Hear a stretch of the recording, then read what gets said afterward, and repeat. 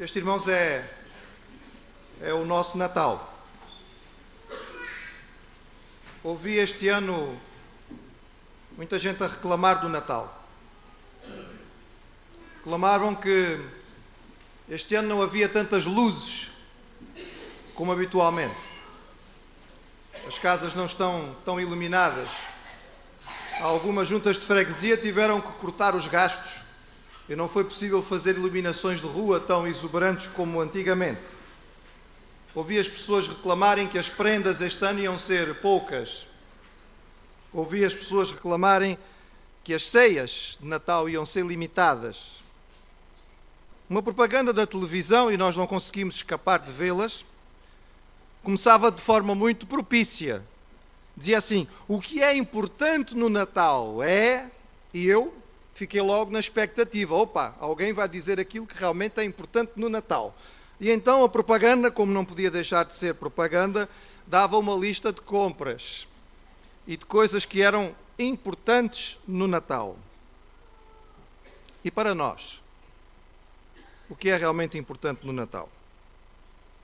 Irmãos, para nós, Natal é Emanuel, é o Rei de Amor. A palavra Emanuel significa Deus conosco. E foi uma profecia feita 600 anos antes de Jesus nascer, especificando quem ia ser a sua mãe e a sua forma de nascimento, para que não houvesse dúvida que aquela criança que ia nascer era uma criança realmente diferente, era uma criança realmente especial.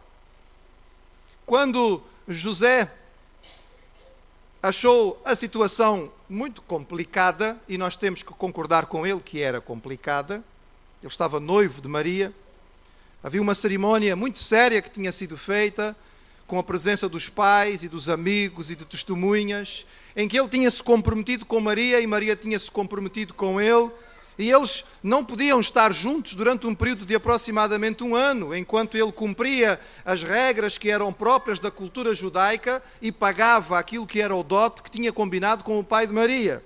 No entretanto, ela aparece grávida. E quando ele a confronta ou pergunta-lhe o que é que se passa, a explicação que ela lhe dá não parece convincente. Ele gostava dela.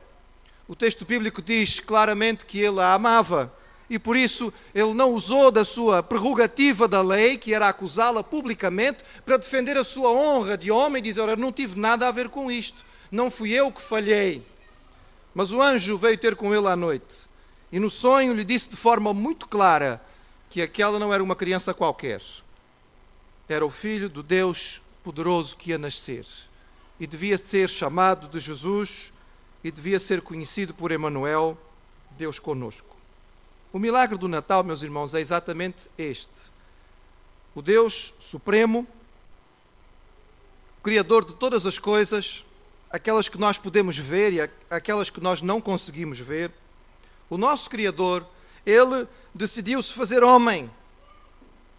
Ele veio para viver exatamente a mesma vida que nós vivíamos. Não nasceu num palácio para que não se dissesse que ele teve berço de ouro. Não nasceu entre os ricos para que se dissesse que a sua infância fosse fácil. Ele nasceu num lugar empobrecido, numa província desprezada do Império Romano, entre um povo subjugado. Ele nasceu em condições tão precárias que, como o coro cantou, nem lugar havia para a sua mãe dar à luz numa casa normal. Teve que ser num local onde se guardavam os animais, para pelo menos estar protegida do frio e do relento da noite. Nasceu já sob a perseguição política que lhe foi movida pelo rei Herodes, tendo que ser levado para uma terra estranha. Ele experimentou o que era ser imigrante. E muitos daqueles que estão aqui hoje também são imigrantes. Ele veio exatamente para poder experimentar aquilo que nós experimentamos. Deus veio viver da maneira que nós vivíamos. João, mais tarde, ao escrever o seu Evangelho, ele colocou isto de uma forma poética profunda.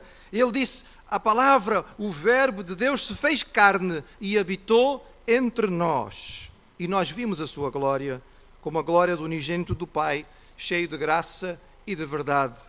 Eu gosto muito desta expressão no original, porque a palavra habitou entre nós poderia ser traduzida exatamente: Ele fez a sua tenda no nosso meio.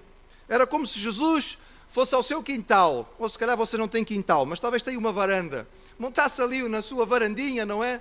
Uma tendinha para ali estar junto da sua família. Foi isso que Deus fez. Ele habitou entre nós. A pergunta que nós sempre tínhamos, como é que Deus seria, foi respondida em Jesus. Às vezes as pessoas falam a respeito de Deus, e eu já disse aqui aos irmãos que fui abordado por um ateu que me disse que não acreditava em Deus. E eu concordei com ele e disse, eu também não. E ele ficou muito confuso, tratando-se de um pastor evangélico, não era muito propício dizer que não acreditava em Deus. Então, diante da sua confusão, eu pedi a ele que me explicasse quem era o Deus que ele dizia não crer. E ele então começou a descrever-me um Deus tirano, um Deus juiz, um Deus desmancha prazeres, um Deus distante no céu que tem pouco a ver connosco, a não ser para apontar o dedo e dizer, fizeste mal, vais sofrer. E quando ele terminou de descrever o Deus de que ele dizia não crer, eu disse a ele, eu concordo 100% consigo. Nesse Deus que você acabou de falar, eu também não creio. Mas eu creio em Deus. Mas o Deus em que eu creio é muito diferente. E se você quiser conhecer o Deus em quem eu creio, você tem que ler a história de Jesus, porque Jesus é Deus entre nós. Queremos saber como é que Jesus reagiria? Vejamos como Jesus reagiu. Quer saber como Jesus trataria as nossas crianças? Então leia a maneira como Jesus disse, deixa vir a mim os pequeninos. Quer saber como é que Jesus ia tratar os nossos doentes? Então olhe para aquilo que Jesus fez. Ele foi ter onde eles estavam e os curou. Quer saber como é que Jesus tratava os desprezados, os rejeitados, aqueles que a sociedade não queria ver? Então leia as histórias de Jesus. Ele recebeu aqueles que a sociedade não queria receber. Ele acolheu aqueles que na religião tradicional do seu tempo nem sequer podiam entrar no templo ou nas sinagogas para adorar. Ele tocou naqueles que eram considerados impuros. O seu amor era assim. E isto é que é Deus entre nós. Esta é a maneira como ele faria. Quer saber como é que Deus lidaria com a hipocrisia e a corrupção dos que estão no poder? Então veja como Jesus reagiu diante dos fariseus. Veja aquilo que ele disse aos saduceus e aos líderes do Sinédrio. Quando queremos saber quem Deus é e entender como Ele se relaciona conosco, nós podemos fazer através do Deus conosco, que é Jesus. Ele aqui não somente viveu a nossa vida, mas Ele experimentou aquela que é a experiência mais difícil para nós, porque nós não fomos criados para morrer. Deus não nos criou para experimentar a morte. E é por isso que a morte é tão difícil. E é por isso que todos nós sabemos que ela vai chegar mais cedo ou mais tarde. Mas quando chega é sempre complicado de encarar. Mas para que não se dissesse que Jesus não tinha experimentado todas as coisas, até a nossa morte experimentou. Mas com uma diferença fundamental. Ele não merecia morrer. Porque não tinha pecado. E nós temos. Mas exatamente porque não tinha pecado, Ele pôde morrer e levar o meu pecado. E quando sofria na cruz, sabendo que Ele não merecia aquele sofrimento, Ele o levava porque eu merecia, porque nós merecíamos. Mas provando a sua diferença, no terceiro dia Ele ressuscitou. E nós estamos convictos e certos da sua ressurreição. É a base da nossa fé. É o que está escrito aqui no nosso púlpito, porque Jesus se apresentou como a ressurreição. E hoje, no culto da tarde, nós teremos a oportunidade de mais uma vez simbolicamente lembrar a morte e a ressurreição de Jesus em cada batismo, porque em Jesus nós podemos morrer para uma vida velha, uma vida de pecado, uma vida vazia, uma vida sem sentido e nascer para uma vida nova. Foi isso que Ele nos quis dar. E é por isso que depois de morrer e ressuscitar e voltar ao céu, Ele ainda nos diz no dia de hoje, eis que estou à porta e bato. Se alguém ouvir a minha voz e abrir a porta, eu entrarei em sua casa e com Ele cearei e Ele comigo. Ele não se impõe, porque o amor não se impõe. O amor se oferece, o amor se dá, o amor se entrega. Mas o extraordinário, irmãos, é que o amor pode ser aceito e pode ser rejeitado. E quando Deus Todo-Poderoso se submeteu a viver como homem e a ganhar o nosso coração através do amor, Ele abriu a possibilidade de que nós o rejeitássemos. Nós não conseguimos entender isso, irmãos. É um milagre, é um mistério. Porque nós, quando temos poder, impomos. Quando nós temos poder, nós ordenamos. Nós dizemos como é que nós queremos que as coisas sejam. E, paradoxalmente, o Deus que tinha todo o poder não impôs. Amou. E oferece-nos o seu amor. E oferece-lhe, hoje, nesta hora, o seu amor. E está dizendo ao seu coração neste momento: eu estou à porta e bato. Se você quiser, Natal pode passar a ser verdade na sua vida, porque enquanto Jesus não for Deus conosco na sua vida, você ainda não sabe muito bem o que é o Natal. Talvez possa-me dizer: pastor, desculpe lá, mas na minha casa celebra-se muito bem o Natal. Temos uma grande árvore, e temos isto, e temos aquilo outro. Natal é Deus conosco. Enquanto você não puder dizer: Ele está na minha vida, eu sei, você ainda não experimentou Natal, porque Natal é exatamente isto. Mas hoje você pode descobrir o que isso significa. Ele diz que está à porta e bate. Ele diz: se alguém ouvir a minha voz e abrir a porta, entrarei. Quando nós entendemos que a nossa vida é uma vida sem Deus, compreendemos que há tantas coisas em nós que nos afastam dele, e arrependidos, nós confessamos a Ele esta situação e pedimos perdão. E quando nós rogamos com sinceridade que Ele entre em nossas vidas, a Bíblia diz que Ele nunca rejeita um coração humilhado. Ele entra, e quando Ele entra, é Natal. Torna-se Natal.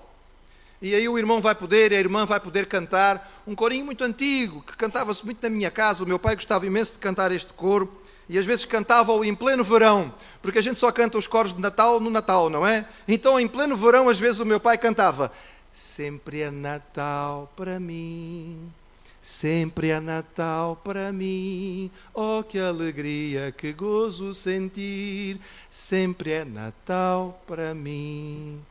Natal é Deus conosco, irmão, e quando Ele está conosco, sempre é Natal para nós. Jesus, antes de subir ao céu, ainda confirmou aos seus discípulos e disse: eu vim para estar convosco. Eu estarei sempre convosco, e um dia vocês irão para estar comigo. Na casa do meu Pai há muitas moradas. Muitas, não são poucas. Se não fosse assim, eu teria avisado. Mas eu vou preparar-vos lugar. E quando eu for e vos preparar lugar, virei outra vez e vos levarei para mim mesmo, para que onde eu estiver, estejais vós também. Esta é a razão da nossa esperança. Esta é a certeza com que nós encaramos a partida desta realidade para a outra, sabendo que aqui fechamos os olhos para abrir na presença do Pai, porque Jesus é Deus conosco aqui e será Deus conosco para sempre. Neste Natal, descubra o verdadeiro milagre de Deus. Convide-o para entrar na sua vida e experimente o que significa Emmanuel, Deus conosco.